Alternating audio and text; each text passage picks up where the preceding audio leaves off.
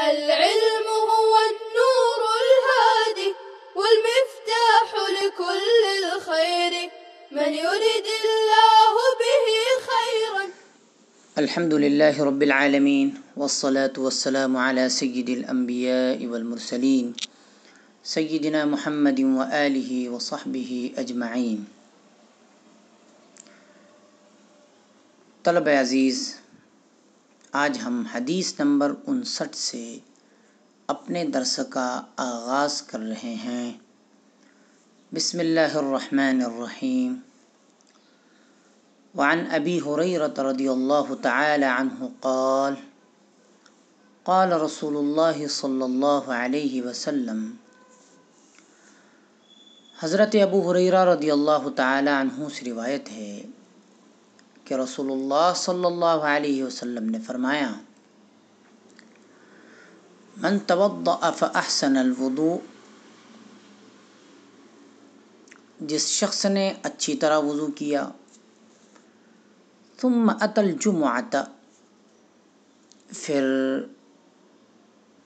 جمعہ کی نماز کے لیے مسجد میں آیا، فاستمع وانصت، خاموشی کے ساتھ خطبہ سنا، غفر له ما بينه وبين الجمعة وزيادة 3 أيام، تو اس کے اور دوسرے جمعہ کے درمیان کے گناہ معاف کر دیے جاتے ہیں، بلکہ 3 دن اور زائد کے بھی، یعنی زائد دنوں کے بھی گناہ معاف کر دیے جاتے ہیں. ومن مس الحصى فقد لغى، اور جس شخص نے کنکر کو ہاتھ لگایا اس نے لغو کام کیا. فاحسن الوضوء،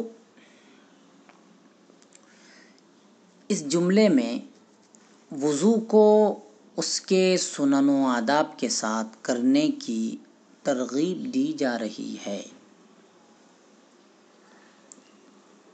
کہ اچھی طرح وضو کرے اور وضو کے سنن و آداب کا بھی خیال رکھے. اتل جمعۃ، اس سے معلوم ہوا کہ جمعہ کی جماعت کی اہمیت دوسری نمازوں سے زیادہ ہے، کہ دوسری نمازیں انفرادی طور سے ادا ہو جاتی ہے، مگر جمعہ بغیر جماعت کے ادا نہیں ہوتا. کیا امام خطبے کے دوران بقدر ضرورت بات کر سکتا ہے؟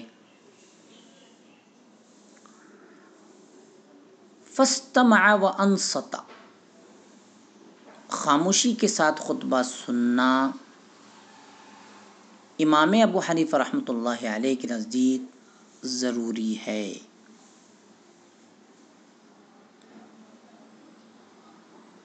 ہاں، دینی ضرورت کے تحت امام بقدر ضرورت بات کر سکتا ہے، مگر سامعین کو اس کی اجازت نہیں، یعنی سننے والوں کو بات کرنے کی بقدر ضرورت بھی اجازت نہیں ہے. جیسا کہ ایک دوسری روایت میں آتا ہے: من قال یوم الجمعہ والامام یخطب انصت فقد لغى، کہ امام جمعہ کے دن خطبہ دے رہا ہو اور کسی نے دوسرے کو کہا کہ خاموش ہو جا، تب بھی اس نے لغو کیا، یعنی فضول بات کیا. غفر له ما بینه وبین الجمعة وزیادة 3 أيام، تو اس کے گزشتہ جمعہ اور جمعہ کے درمیان گناہ معاف کر دیے جاتے ہیں. یعنی اس جمعہ کے دوران گناہ معاف کر دیے جاتے ہیں اور مزید 3 دن کے. کیونکہ شریعت کا قاعدہ ہے من جاء بالحسنۃ فلہ عشر امثالھا، کہ جو ایک نیکی لائے گا اس کو کم از کم 10 گنا اجر ملے گا. تو اس اصول کی بنا پر ایک جمعہ پڑھنے سے آدمی کے 10 دن کے گناہ معاف ہو جاتے ہیں. وَمَن مَّسَّ الْحَصَىٰ فَقَدْ لَغَا. آپ صلی اللہ علیہ وسلم کے زمانۂ اقدس میں مسجد میں کنکریاں ڈالی گئی تھیں، تو اس حدیث میں فرمایا کہ جس نے ان کنکریوں کو بھی خطبہ کے درمیان الٹ پلٹ کیا اس نے لغو کام کیا.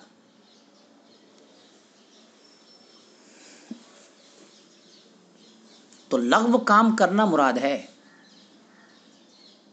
چاہے وہ چٹائی کی رسی کھینچ کر ہو یا شرارت کر کے ہو یا خطبہ سننے میں جو چیز بھی رکاوٹ اور خلل بنے وہ فقد لغا میں داخل ہے. اس سے معلوم ہوتا ہے خطبہ نہایت ہی خشوع و خضوع کے ساتھ سننا چاہیے.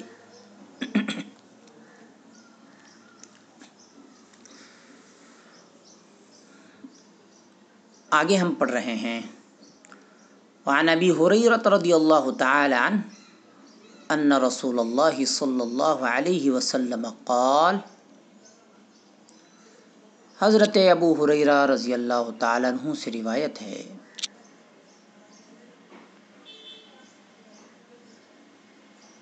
کہ رسول اللہ صلی اللہ علیہ وسلم نے فرمایا اذا توضأ العبد المسلم او المؤمن، جب مسلمان یا مومن انسان وضو کرتا ہے فغسل وجہہ، اور اپنا منہ دھوتا ہے، خرج من وجہہ کل خطیئۃ نظر الیہا بعینہ مع الماء او مع آخر قطر الماء.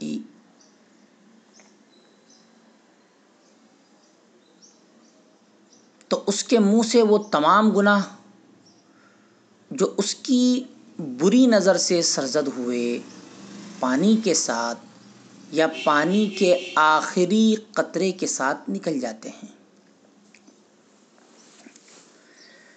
فَإِذَا غَسَلَ يَدَيْهِ خَرَجَ مِنْ يَدَيْهِ كُلُّ خَطِيئَةٍ كَانَ بَطَشَتْهَا يَدَاهُ مَعَ الْمَاءِ أَوْ مَعَ آخِرِ قَطْرِ الْمَاءِ.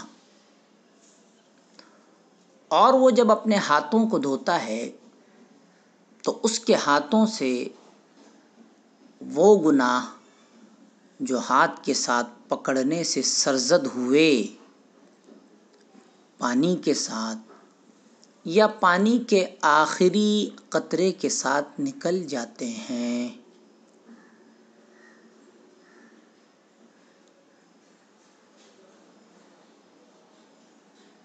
فَإِذَا غَسَلَ رِجْلَيْهِ خرجت كل خطيئة مشتها رجلاه مع الماء او مع آخر قطر الماء. اور جب اپنے پاؤں دھوتا ہے تو تمام گناہ جو اس کے پاؤں کے چلنے کے ساتھ ہوئے پانی کے ساتھ یا پانی کے آخری قطرے کے ساتھ نکل جاتے ہیں. حتیٰ یخرج نقیا من الذنوب، حتیٰ یخرج نقیا من الذنوب، یہاں تک کہ وہ گناہوں سے بالکل صاف نکل جاتا ہے. العبد المسلم او المؤمن، او یہ راوی کے شک کو ظاہر کرتا ہے کہ یہاں راوی کو شک ہوا ہے کہ آپ صلی اللہ علیہ وسلم نے مسلم فرمایا تھا یا مؤمن فرمایا تھا۔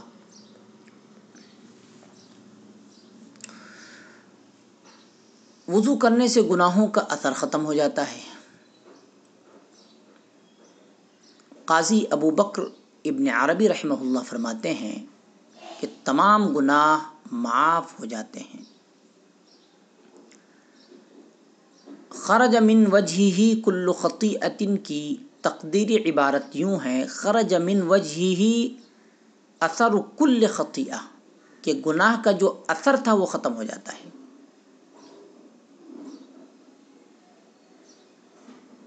جیسے ایک روایت میں آتا ہے جب بندہ کوئی گناہ کرتا ہے تو اس کے دل پر ایک سیاہ نقطہ لگ جاتا ہے، جتنے گناہ کرتا ہے اتنے سیاہ نقطے دل میں لگتے رہتے ہیں۔ تو وضو کی برکت سے انسان نے جو گناہ کیا ہے اس کا اثر ختم ہو جاتا ہے۔ جیسا کہ علامہ ابو المواہب عبد الوہاب شعرانی رحمہ اللہ کے حوالے سے امام ابو حنیفہ رحمہ اللہ کی یہ بات نقل کی گئی ہے کہ ایک آدمی کو غسل کرتے ہوئے دیکھ کر فرمایا کہ زنا نہ کیا کرو، کہ اس کے غسل کے پانی میں زنا کا اثر نظر آ رہا تھا۔ اتقوا فراست المؤمن فإنه ينظر بنور اللہ، نظر الیہا بعینہ۔ اس روایت میں صرف آنکھ کا ذکر ہے، جبکہ دوسری روایت میں ناک اور منہ کا بھی ذکر ہے۔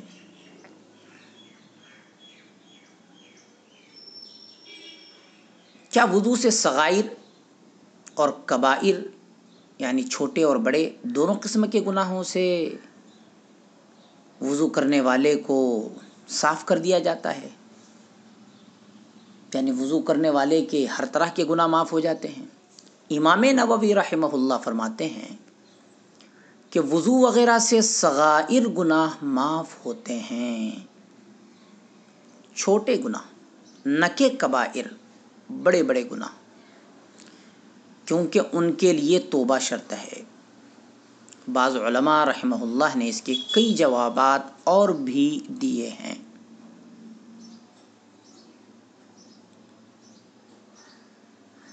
مرتب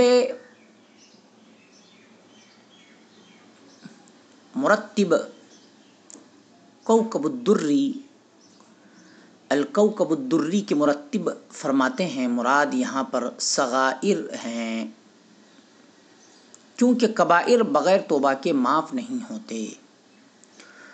اور جو حدیث میں حتی یخرج نقیا من الذنوب فرمایا گیا، اس کا مطلب یہ ہے کہ ایک مسلمان کے لیے یہ بات بعید ہے کہ وہ مرتکب کبائر ہو۔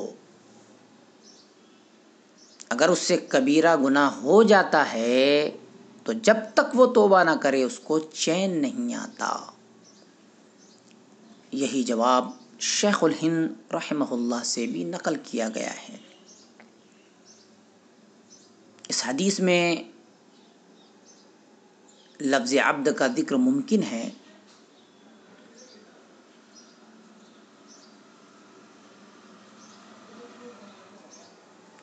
اور بعض علماء نے یہاں پر سکوت اختیار کیا ہے۔ ابن حجر رحمہ اللہ فرماتے ہیں کہ یہاں پر صغیرہ گناہ معاف ہوں گے، کیونکہ دوسری روایت میں اس طرح کے الفاظ ہے جس کا مفہوم ہے کہ جب تک وہ کبیرہ گناہ نہ کرے۔ صلی اللہ تعالی علی خیر خلقہ سیدنا محمد وآلہ وصحبہ اجمعین برحمتک یا ارحم الراحمین۔ السلام عليكم، لا تنسوا الاعجاب بالفيديو والاشتراك في القناة تشجيعا لنا لنستمر بنشر المزيد إن شاء الله.